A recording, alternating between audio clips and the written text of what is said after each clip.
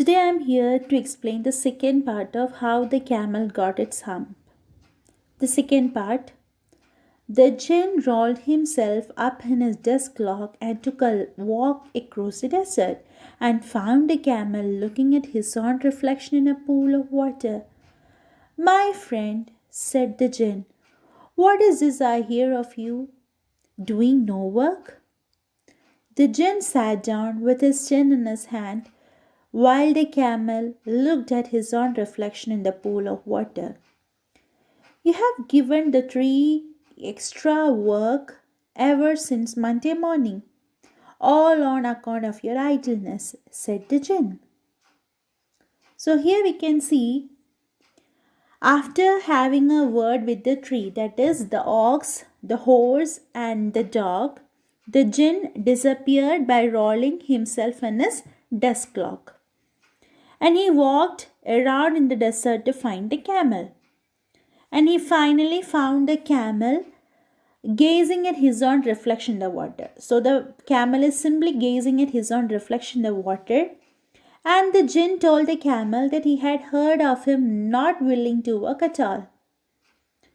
And the camel continued to look at his own reflection while the jinn sat down with his chin in his hand. Chin in his hand means thinking something deeply. That time only we are keeping our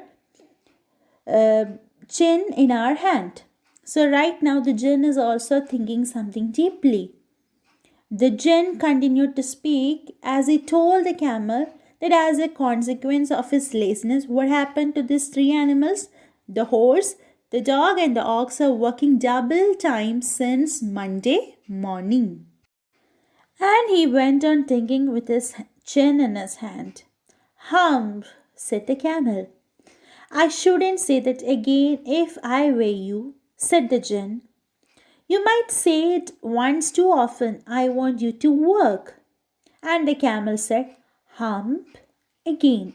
But no sooner had he said it than he saw his back that he was so proud of, puffing up and puffing up into a great big hump. So here the meaning of puffing up is becoming bigger. Okay. So after talking to the camel clearly, the jinn continued his thinking. And as usual, again the camel replied with his hump. And the jinn told the camel to better stop saying it. He was getting irritated. The jinn got irritated and he stopped. He warned the camel to stop it. He added that he had been saying hump quite a lot now, and now he wants him to start working instead. Despite jinn's warning, what the camel replied? Again with a hump. And as he took out the word out of his mouth, the camel noticed his back becoming bigger and bigger. The back, he was so obsessed, he was so proud of his back, had now grown up into a big hump. That is, now the camel got its hump. "Do you see that?" said the jinn. "That's your very own hump that you have brought up your very own self by not working. Today is Thursday and you have done no work since Monday when the work began. Now you are going to work. How can I sit the camel with this hump on my back?" "That is a purpose," said the jinn. "All because you missed those 3 days. You will be able to work now for 3 days without eating because you can live on your hump. And don't you ever say I never did anything for you. Come out of the desert and go to the tree and behave." Here the jinn mentions that the bulge on his back, the puffing on his back, is a hump of the camel, and it is a result of his own actions. It was Thursday and the camel hadn't done a single piece of work since Monday. That is the day when the work began. And the jinn clarifies that now the camel has to work. The camel, after seeing the hump, asks jinn how he can work with something like that on his back. And the jinn replied that the hump served a purpose. It will enable him to work for 3 days continuously without eating anything. And jinn said that he can live on his hump. And he further goes on to say that the camel better not point out that the jinn never did anything for him. And he asked him to get out of the desert and begin working with the tree. The tree means the ox, the dog, and the horse. And the camel went away to join the tree. And from that day to this, the camel always wears a hump. We call it hump. Now, not to hurt his feelings, but he has never yet caught up with the 3 days that he missed at the beginning of the world, and he has never yet learned how to behave. Here, the camel now joined with the three animals to work with them.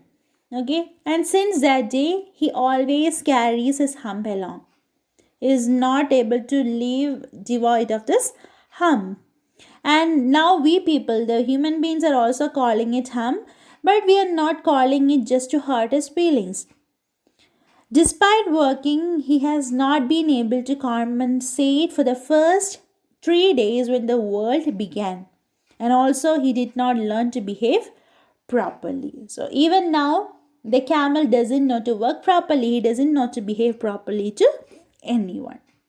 So, this is all about the lesson, and I hope you understood. And once again, I will say a very short summary of this lesson. That is, the story How the Camel Got Its Hump is written by Rudyard Kipling, and it takes us to the time when the world had just begun. And at that time, the animals were working for the humans, and except one lazy animal named Camel. And he always said one word, that is hump. And when anyone said anything to him, he used to repeat the chanting of the word, that is hump. And he ended up getting a hump on his back, which he was earlier quite proud of. And now he carries it wherever and has even started working.